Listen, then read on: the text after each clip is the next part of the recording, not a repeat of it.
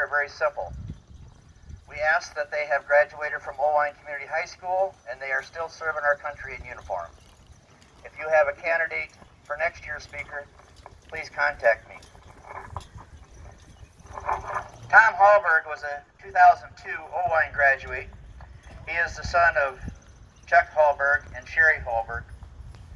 I never knew Tom in high school, but from the research I've collected on him, I think we have some of the similar traits in life.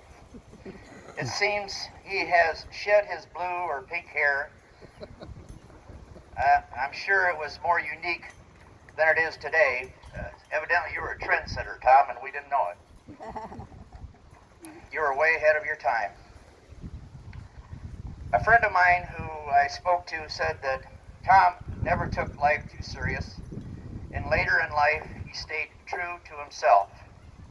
Now, I'm not quite sure what that means, but I think it's code for he was or is somewhat unconventional. It took Tom 5 years after graduation to decide on a Navy career, but when he did, he jumped in with both feet. After boot camp, he attended several culinary schools and volunteered for submarine duty. His other duty assignments included a stint in Afghanistan and then back to the USA in Wichita, Kansas as a recruiter, and then sailing on a pre-commissioned ship, the USS Wichita LCS-13, on its maiden voyage from the shipping docks in Marionette, Wisconsin, to his new home port in Mayport, Florida.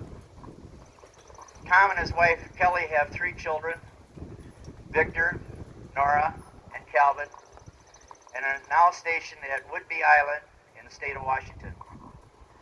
Ladies and gentlemen, please help me welcome home First Class Petty Officer Tom Hallberg.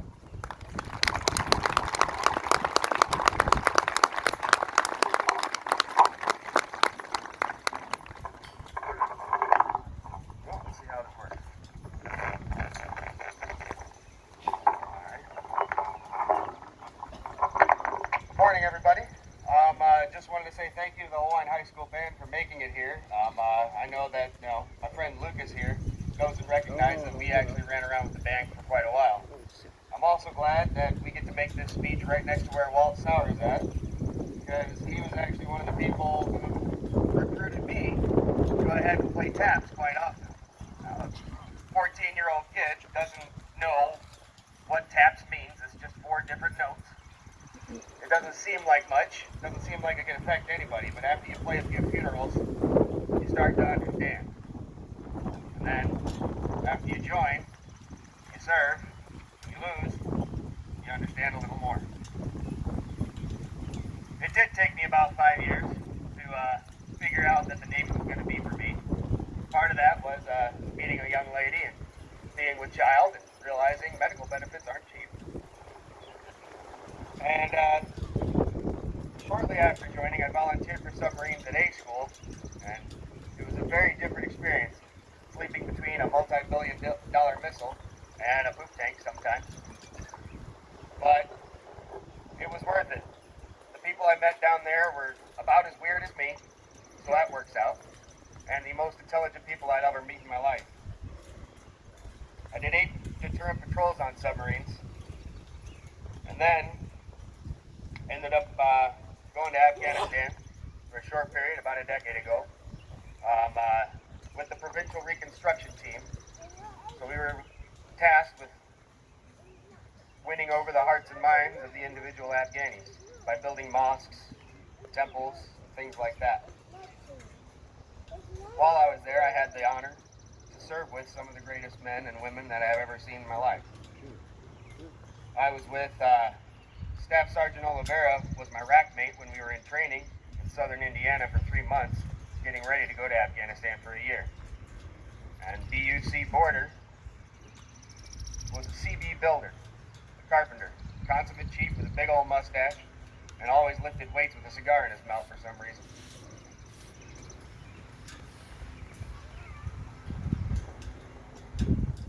Out in Afghanistan, they didn't need a cook so much as they needed a radar O'Reilly type.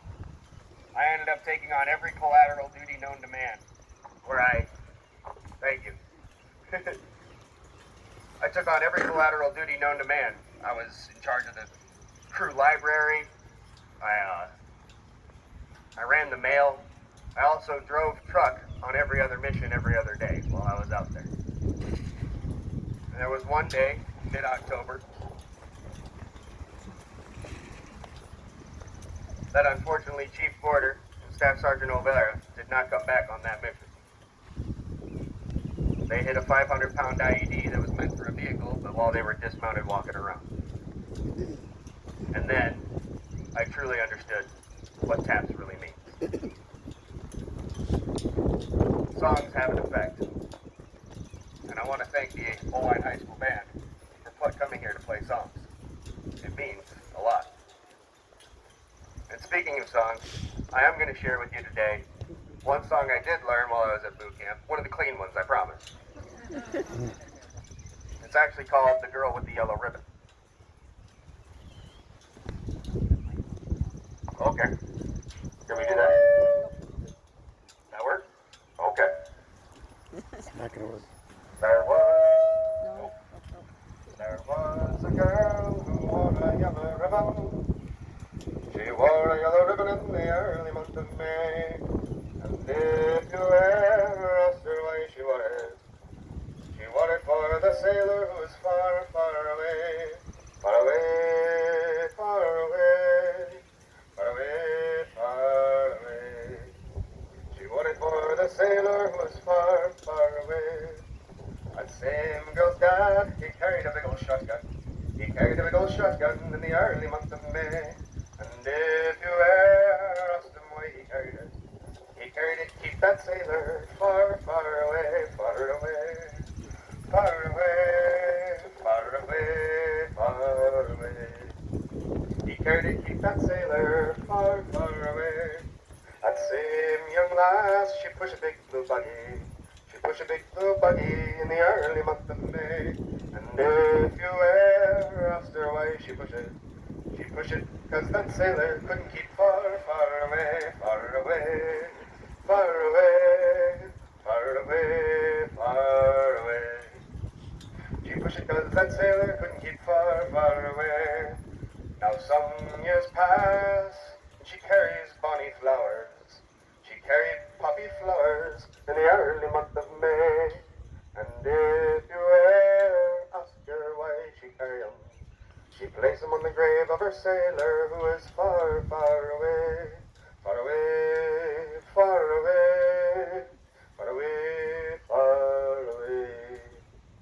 She puts them on the grave of her sailor who is far, far away. Thank you very much. God bless. I've known him for a long time, so I didn't realize he could sing.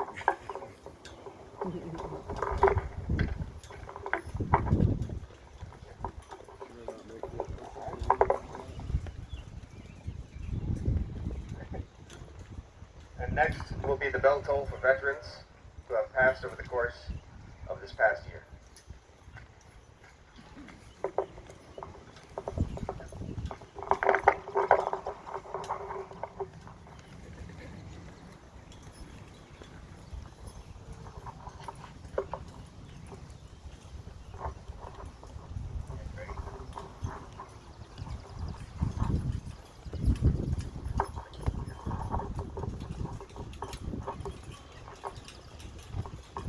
Darwin Jack, Jerry Claiborne,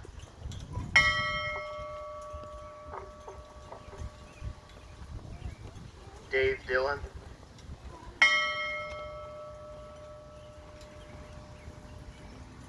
Daryl Potter,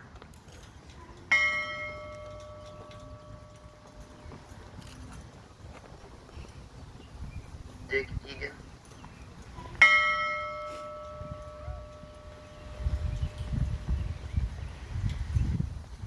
Billy Staton,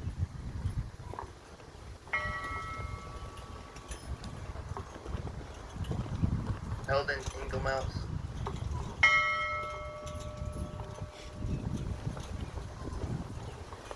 Gerald Schmidt,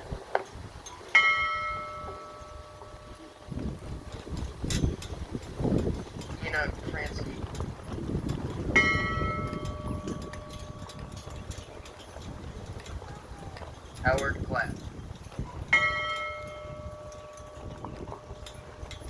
Yep.